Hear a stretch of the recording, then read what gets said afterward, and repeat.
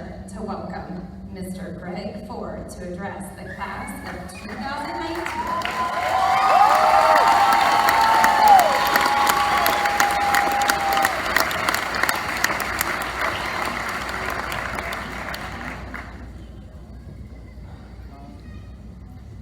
Superintendent Dr. McCann, administration, school board members, my beloved staff, parents and friends, it is a pleasure to speak today to the graduating class of 1979. After finishing my first year of teaching in Ridgefield this year, straight out of college, I was surprised how, what? It's 2019? Really? Wow. I was 22 when I came here. Wow. That means I'm 63. I had an afro. Wow. Time flies when you're having fun. I have been blessed to be in this community and welcome me and my family in such a way I never wanted to leave, and I never did. Here I am, 41 years later. I'm a senior, just like you guys.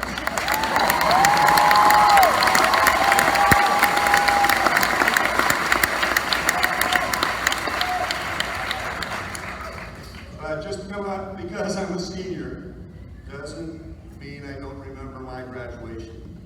I came from a family with 3 siblings. I'm the youngest. Raise your hand, graduates, if you're the youngest. Awesome. We rule. Raise your hand if you're the oldest in your family. Oh yeah, we know about you guys.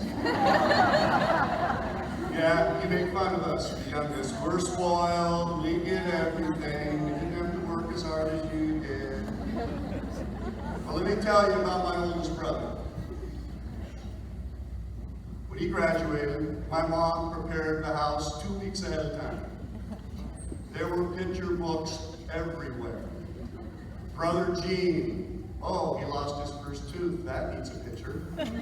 Oh, Gene walking again. Gene, piano recital. Gene, throwing a football, throwing another football, and another football. I mean, picture books everywhere. Graduation came along. I knew my brother was popular, but my gosh, everybody's hugging and kissing and crying. Then everybody comes to the house. I did not realize we had such a big family.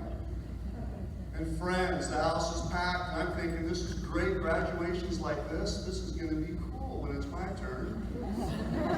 My brother Gene is opening presents like it's Christmas. And then we get to take him to college. We had one of those big station wagons with the seat that faced backwards. Okay? And of course, that area usually where I like to sit held all the stuff that Gene needed evidently for college. In the middle, you have that little slot, that little piece that you can put a suitcase in, and then the second seat. Yeah, you know what happened. Mom and Dad got the front. Gene, Sherry, Mark got the middle. Gene stuffs in the back. And where did the baby go? That little slot. I think I was 11 years old at the time. I got the middle. That's okay. We're going to see my brother off for graduation. We get over there, we tour the campus, we meet his roommate, we take all his stuff in, we met his coach. We had a great time. Then everybody's crying. Oh my God, my sister's crying, my mom's crying. I'm thinking, all right, this is pretty cool. I love my older brother, he's my idol, man. This is gonna be good. 2 years later, my sister graduates. Might as well have the first one. Same thing, picture albums.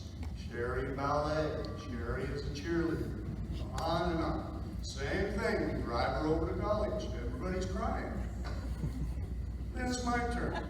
You know, I'm expecting big things, okay?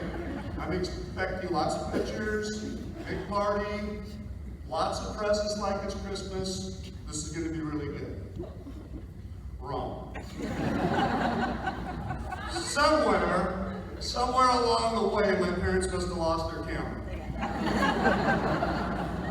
I had a couple pictures on a poster board. Our graduating class of 69 kids from Raymond High School, we did hug and cry a little bit, but after 3 graduations, including my other brother Mark, evidently it wasn't that big of a deal anymore. Instead of opening up presents like it was Christmas, my parents got me one big present. Luggage. What kind of message is that? That's okay. I still have the trip to college. And everybody's gonna come, right?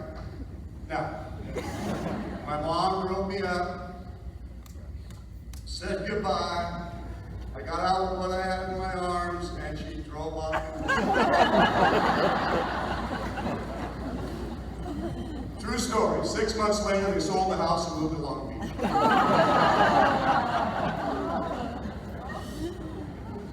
So you youngest graduates, I understand. Your pictures are probably in the clouds somewhere. We know in some ways we have it easier and are spoiled, and that the oldest had it tougher, showing us the ropes.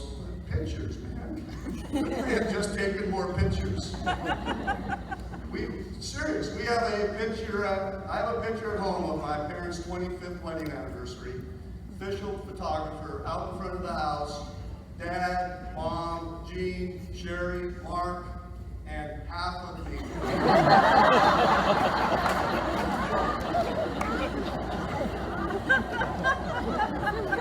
But I have to tell you, I do understand a little bit more what my mom and dad were doing, because when my oldest daughter graduated from Ridgefield, we did the same thing. We had a big party, lots of pictures. We took her to Gonzaga. Everybody cried and bawled. And when my youngest daughter graduated from here, we drove her up to Seattle U and opened the door.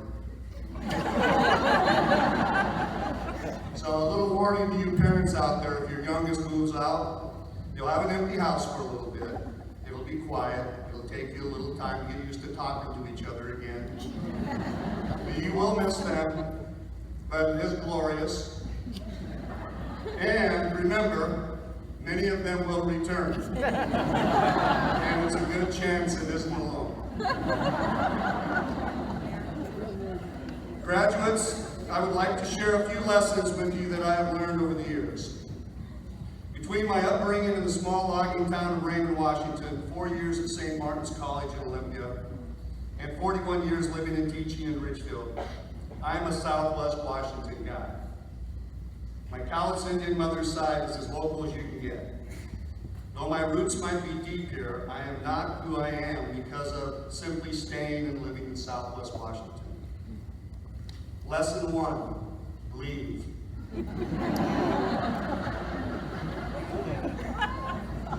Leave Ridgefield and grow. As great as I think Ridgefield is, leave. You can always come back, but leave and explore the bigger world out there. The best thing I ever did, besides marrying my wife, of course, I thought she was coming tonight. I forgot to take that part out.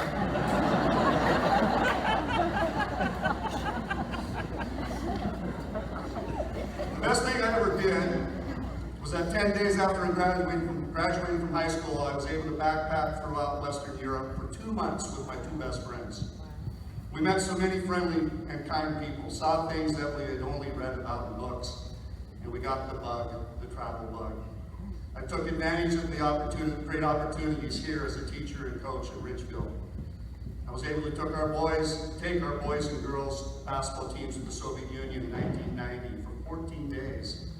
Took another team to Australia in 1993, studied the Holocaust in Poland and Israel, and went on teacher civil rights tours in the South 3 summers in a row. What I learned was that most people in the world want the same things: take care of their needs, love and be loved, and respect. I showed my students a TED Talk this year entitled "The Danger of the Single Story."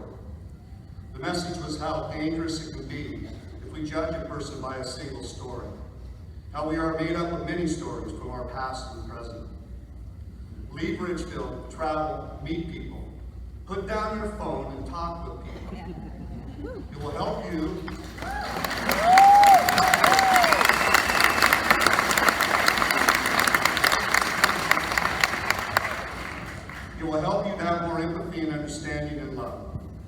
can always come back, and when you do, you'll be a more rounded and balanced person.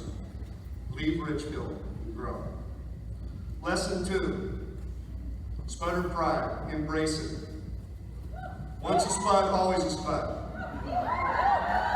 The moment someone finds out that you are a Spudder, you become Spud. They might not remember your name, but the people you meet will remember that you're a Spudder. The moment you wear the Spudder pride shirt on a college campus or tell a group of new acquaintances that you're a Ridgefield Spudder, you may be Spudder forever. That's not a bad thing. As a Spudder, you join a great fraternity of graduates that have been on to become very successful leaders throughout the country. Spudders have served bravely in the military, have become professors, policemen, architects, judges, teachers, and so on. Spudders are not ordinary. We are special and unique.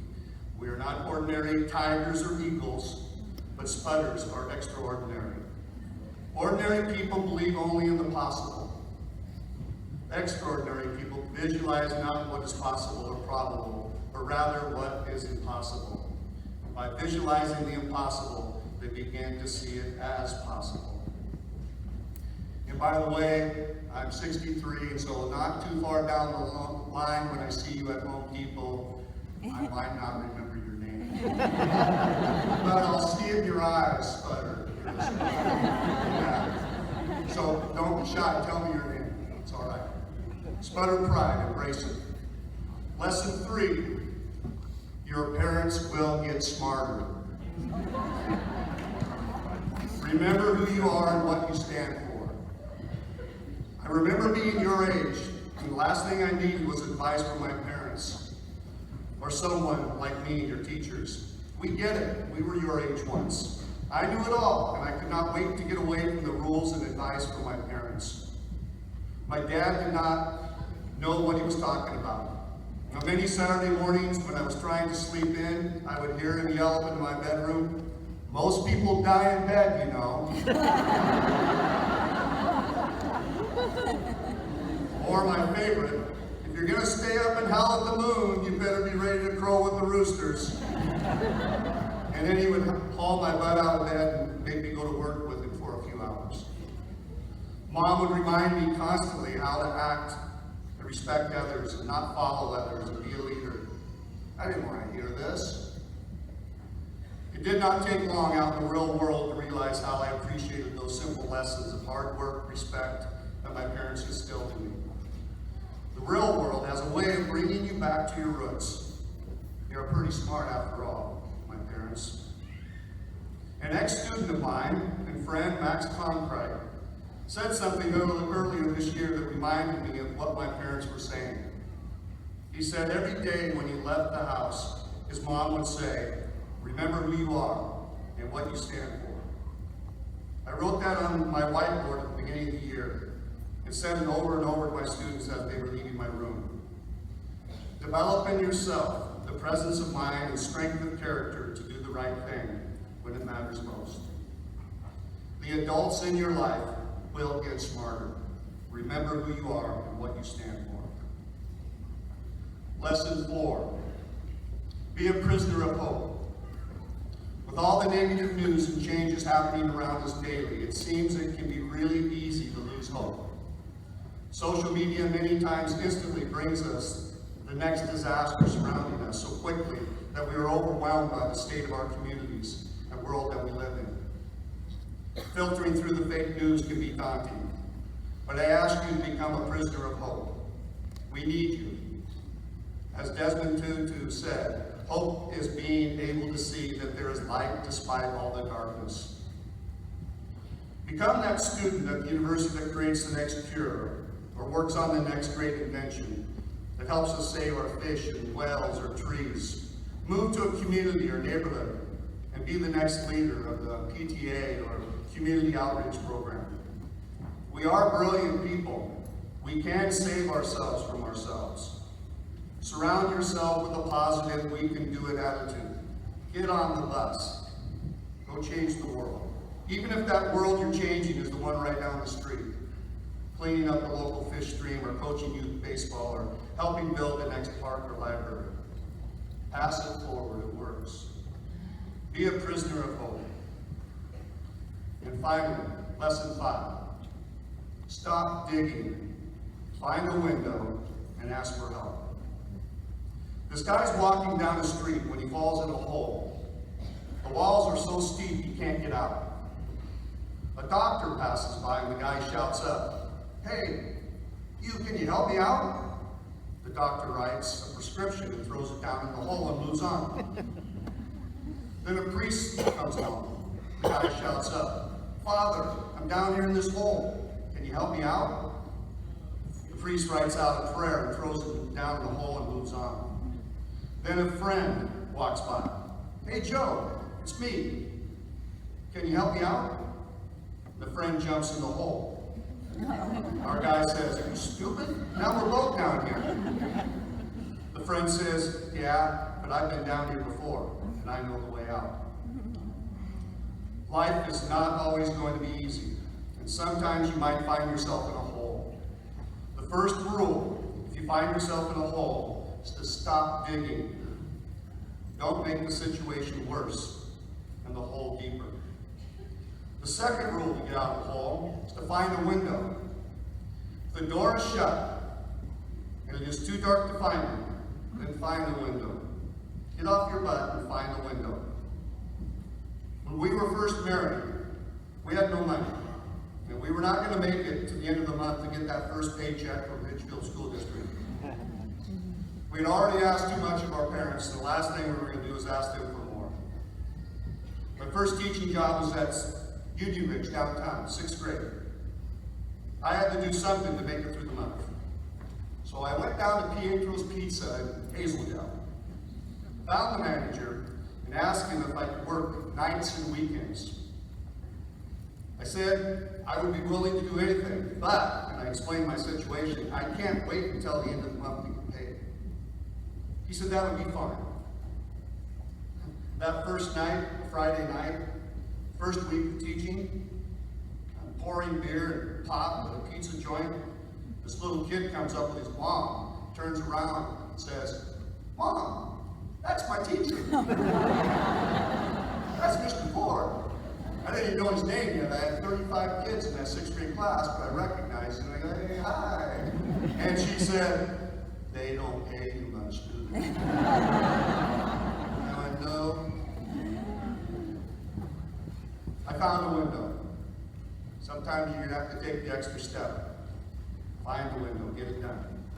And finally, the third rule about getting out of the hole, if the sides of the hole are too steep, ask for help.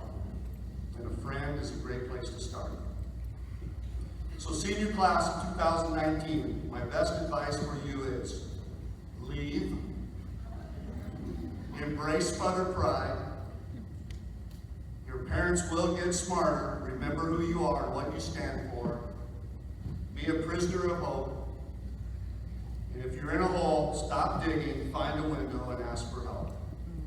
Senior class of 2019, congratulations. I wish you the best. Love you.